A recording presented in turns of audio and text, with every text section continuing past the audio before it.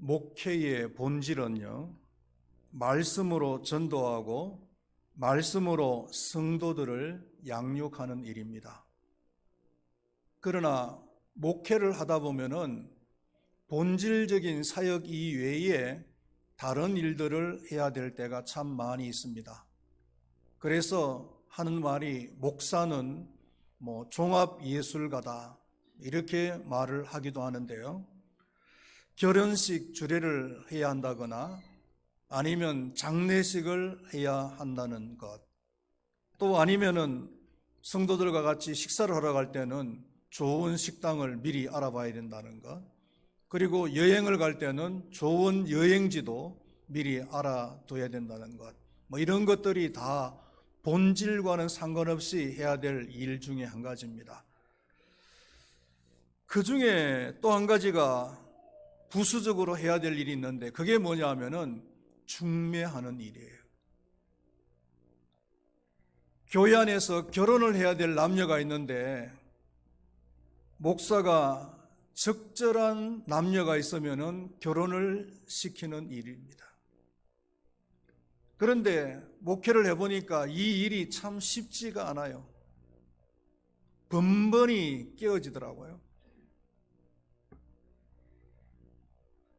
지금까지 목회를 하면서 중매는 딱 한 번, 제 기억으로는 딱 한 번 성사를 시켜본 것 같아요. 노총각과 돌싱이었습니다. 그래서 두 분이 만나서 가정을 이루었으면 좋겠다라는 생각을 가지고 소개를 했어요. 소개를 했더니 두 분이 얼마나 급했던지 그냥 소개를 하고 저하고는 연락도 없이 그냥 두 분이 그냥 합쳐버린 거예요.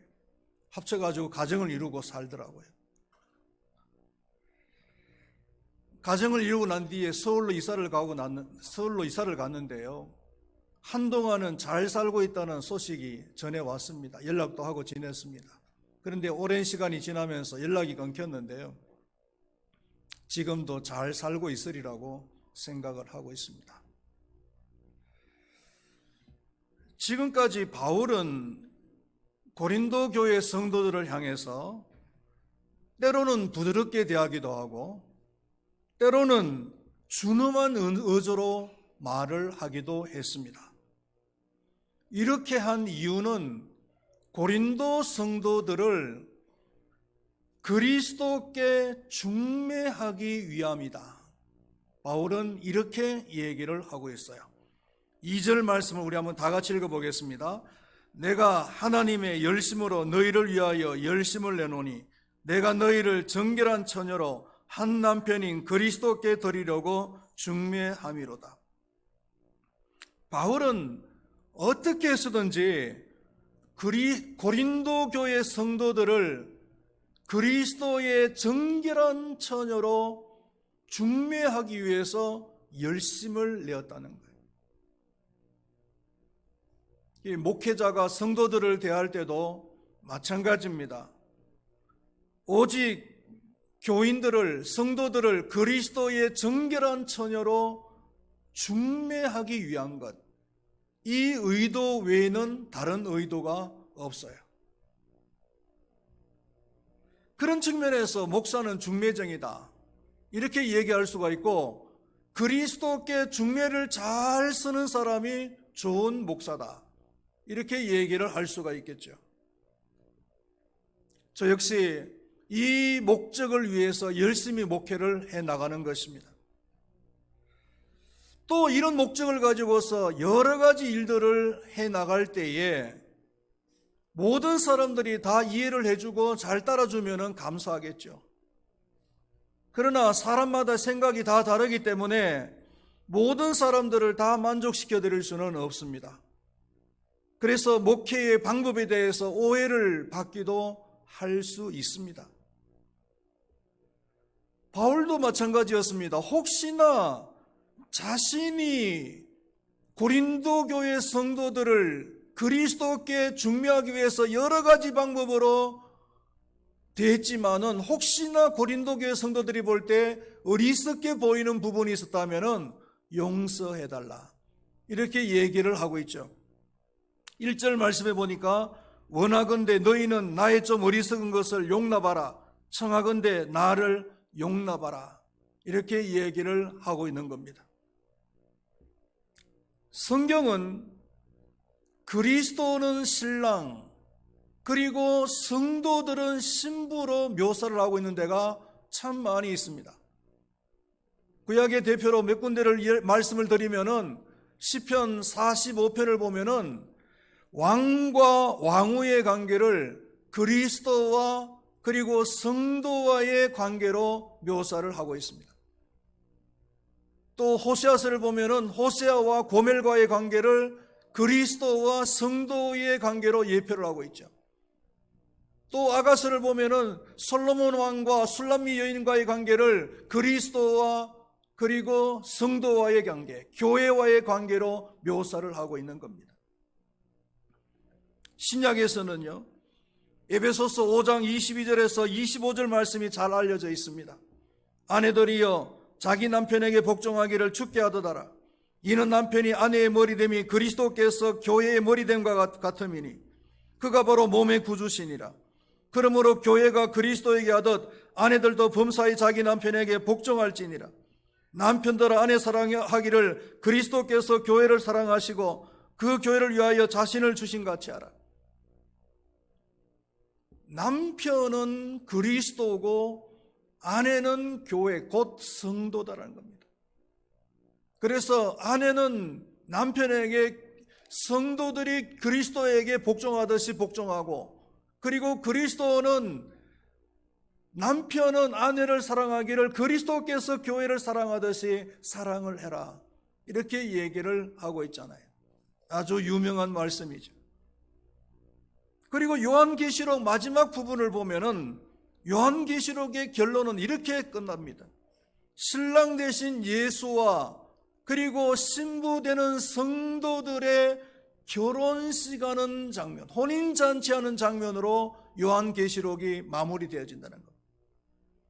요한계시록 19장 9절 말씀에 천사가 내게 말하기를 기록하라. 어린 양의 혼인잔치에 청함을 받은 자들은 복이 있도다. 요한계시록 21장 9절 말씀에 7 대접을 가지고 마지막 7 재앙을 담은 7 천사 중 하나가 나와서 내게 말하여 이르되 이리 오라. 내가 신부 곧 어린 양의 아내를 내게 보이리라고.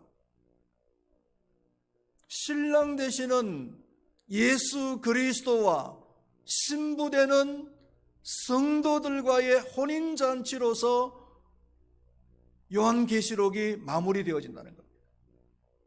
그리고 궁극적으로 성도들이 가야 될 그 천국은 마치 신랑 신부를 위하여 예비된 신방과 같다. 이렇게 얘기를 하고 있습니다. 요한계시록 21장 2절 말씀에 보니까 또 내가 보매 거룩한 성 새 예루살렘이 하나님께로부터 하늘에서 내려오니 그 준비한 것이 신부가 남편을 위하여 단장한 것 같더라. 신랑과 신부를 위한 그 신방은 얼마나 좋습니까, 여러분? 모든 것이 새롭고 다 좋은 거예요. 하나님을 믿는 우리들은 장차 예수 그리스도를 신랑으로 모시고 신방처럼 꾸며진 천국으로 갈 사람들인 줄로 믿습니다. 할렐루야. 그렇다면 신부의 자격을 말씀드리자면은 그리스도를 신랑으로 모실 신부는 무엇보다도 깨끗해야 된다는 것입니다. 내가 너희를 정결한 처녀로 한 남편인 그리스도께 드리려고 중매함이로다. 이렇게 말씀을 하고 있습니다. 육체적으로나 정신적으로나 영적으로 정결한 처녀가 되어져야 된다는 거예요.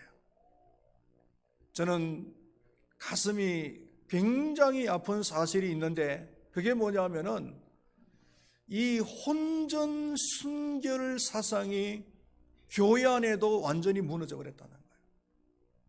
세상에서는 무너진 지가 오래되어졌는데 교회는 그런 세상 풍조를 따라가면 안 되잖아요. 그런데 교회 안에 있는 청년들이 세상 풍조에 물들어 가지고 혼전 순교를 완전히 포기를 해버렸어요.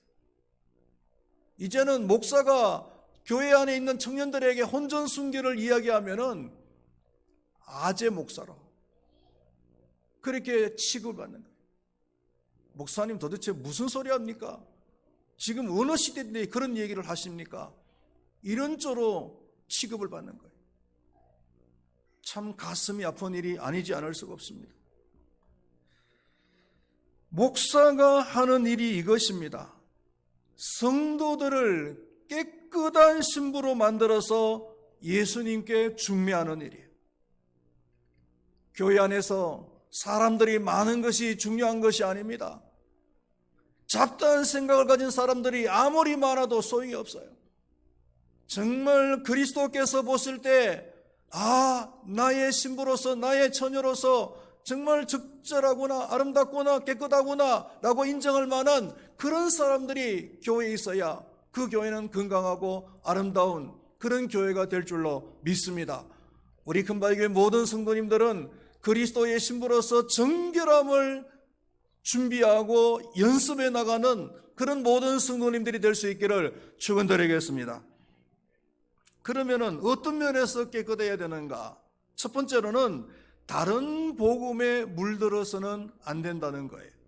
4절 말씀을 우리 한번 다 같이 읽어보겠습니다. 만일 누가 가서 우리가 전파하지 아니한 다른 예수를 전파하거나 혹은 너희가 받지 아니한 다른 영을 받게 하거나 혹은 너희가 받지 아니한 다른 복음 받게 할 때에는 너희가 잘 용납하는구나. 고린도 교회는 바울이 설립한 교회고 고린도 교회의 성도들은 바울의 복음을 듣고 예수를 믿기 시작한 사람들이에요.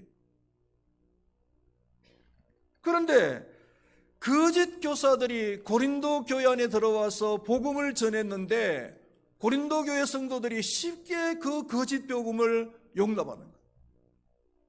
거짓 복음이 뭡니까? 구체적으로 말하면 율법주의죠.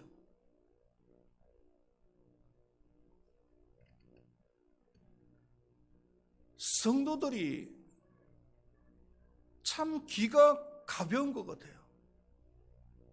예수를 전혀 믿지 않는 사람들보다도 신앙생활을 좀 하고 복음을 좀 안다라고 하는 성도들이 귀가 더 가벼운 것 같아요. 기도원에 가서 은혜를 받았다거나 아니면 다른 유명한 목사님의 설교를 듣고 나면은 본교회 목사의 설교를 아주 우습게 생각하거나 얕잡아 보거나 아니면 더 나아가서 흠을 잡기를 시작하는,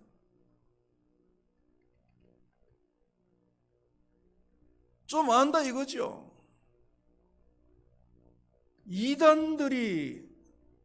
이단에 빠지는 사람들이요, 하나님을 안 믿는, 아예 안 믿는 사람들이 이단에 빠지는 경우는 거의 없어요.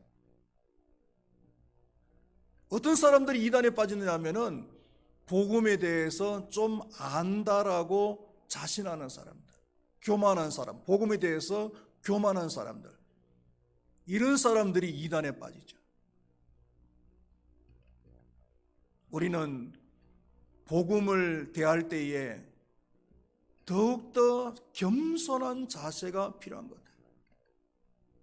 저는 요즘 성경을 보면서 느끼는 것이 뭐냐 하면은 왜 내가 성경에 대해서 이렇게 아는 것이 없을까? 이런 생각이 참 많이 들어요. 그러면 목사님, 네가 성경을 너무 안 읽어서 그러냐? 제가 성경을 안 읽었겠어요? 저는 신학교를 처음 들어갈 때 물론 신학교 시험을 치르기 위해서 준비한 거지만 신구약 성경을 장별로 내용을 다 파악을 했었어요. 창세기부터 요한계시록까지 장별로 무슨 내용인지 다 파악을 했어요. 그리고 그 이후로 성경을 얼마나 많이 읽었겠어요. 어떤 성경은 보니까 한 100독도 더 했더라고요. 그렇게 성경을 많이 읽었는데도 불구하고 요즘 느끼는 것이 뭐냐면 왜 내가 성경을 이렇게 모를까? 이거예요. 그런데 누가 감히 성경을 좀 안다, 많이 안다라고 말을 할 수 있겠냐 말이에요.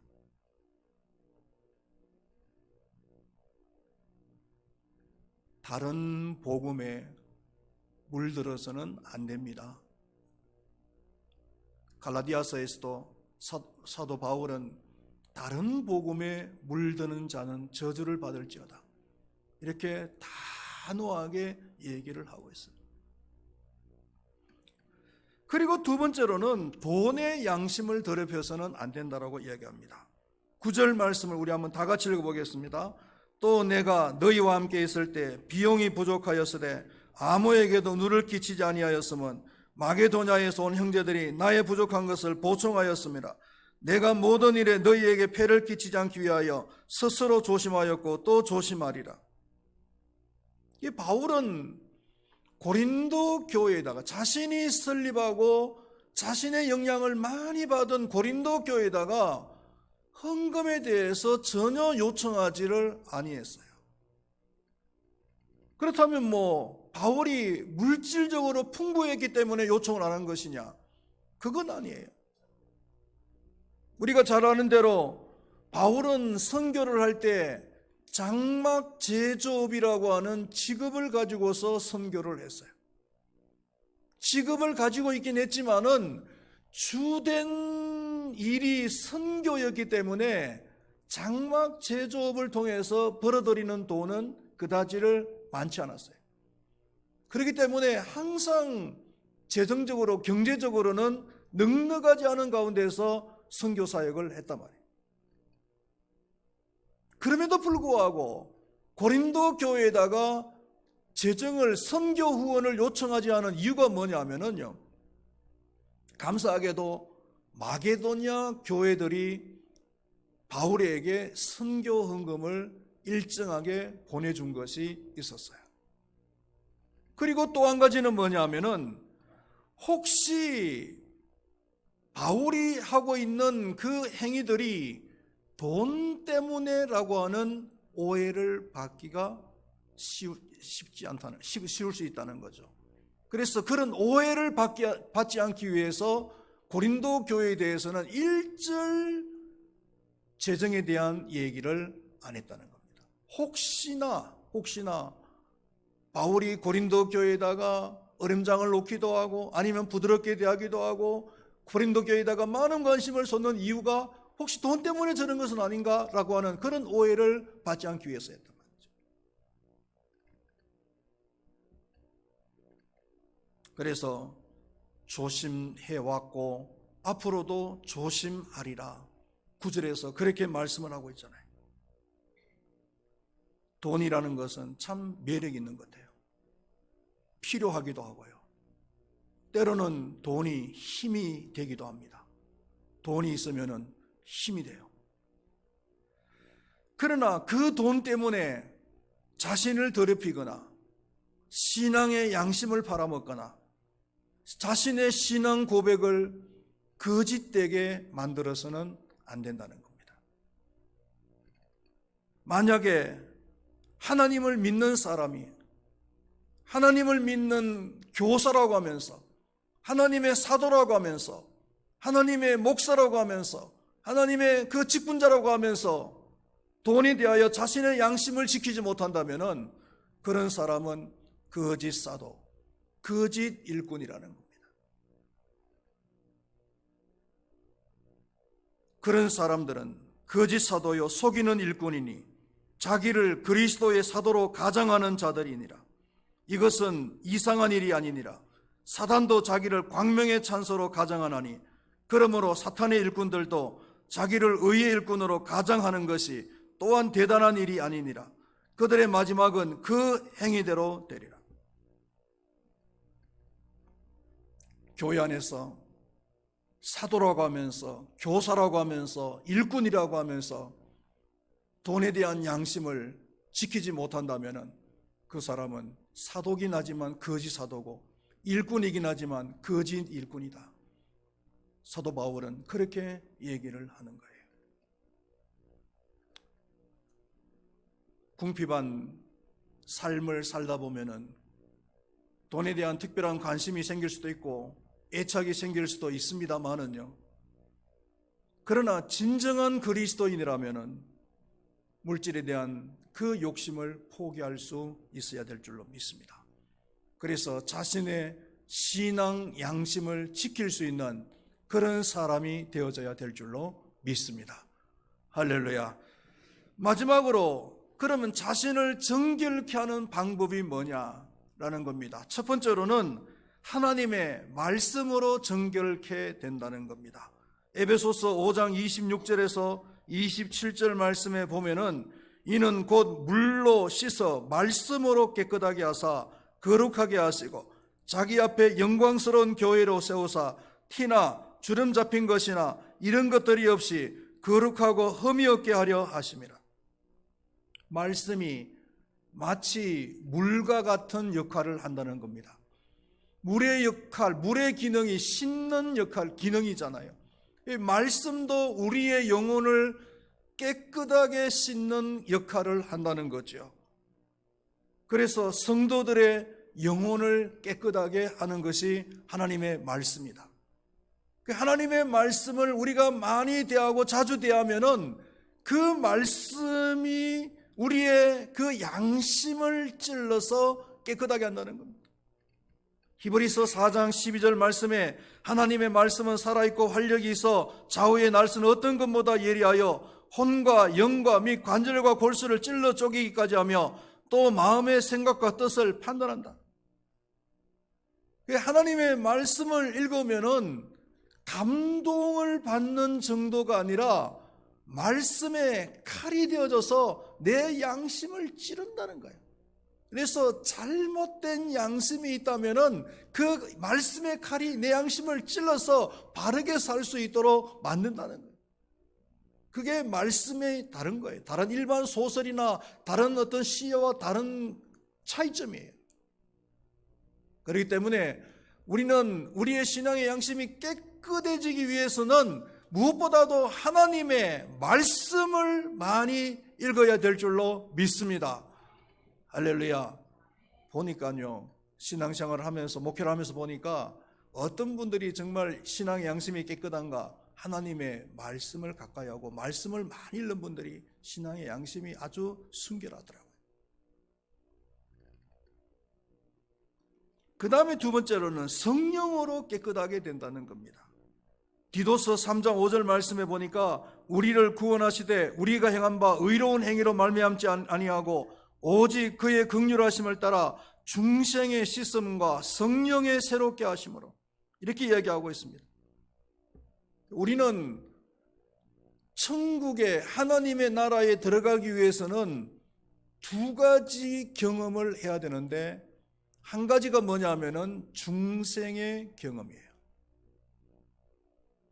내 죄가 깨끗하게 되어지는 경험과 아울러서 사망에서 생명으로 옮겨지는 경험을 해야 됩니다. 기본적으로 이 경험을 하셔야 돼요.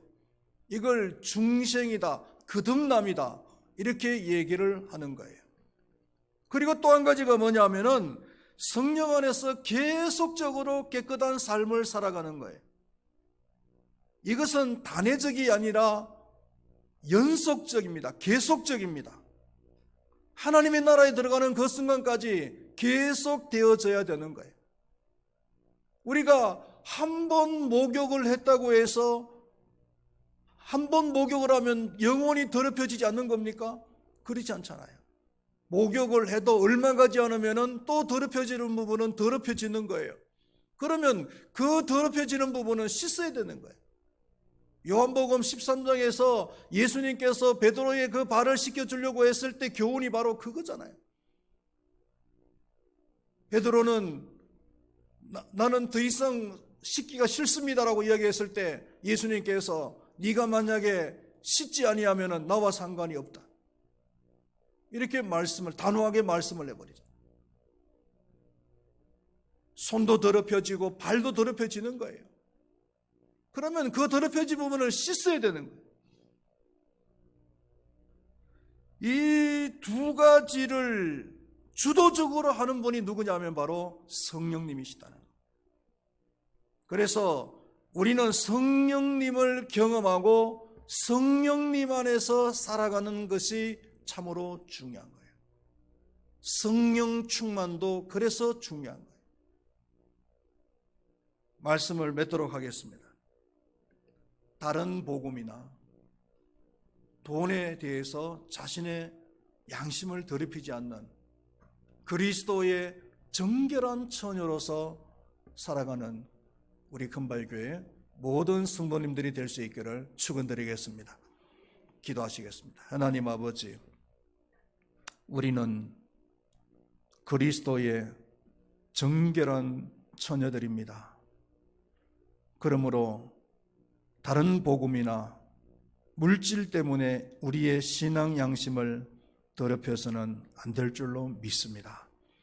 말씀으로, 성령으로 날마다 우리 자신들을 깨끗하게 해서 그리스도의 정결한 처녀로서 온전하게 서게 하여 주시고, 그래서 그리스도를 신랑으로 신방과 같은 천국에서 영원한 기쁨을 누리면서 살아갈 수 있는 우리 모두가 되게 하여 주시옵소서.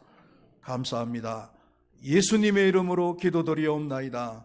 아멘.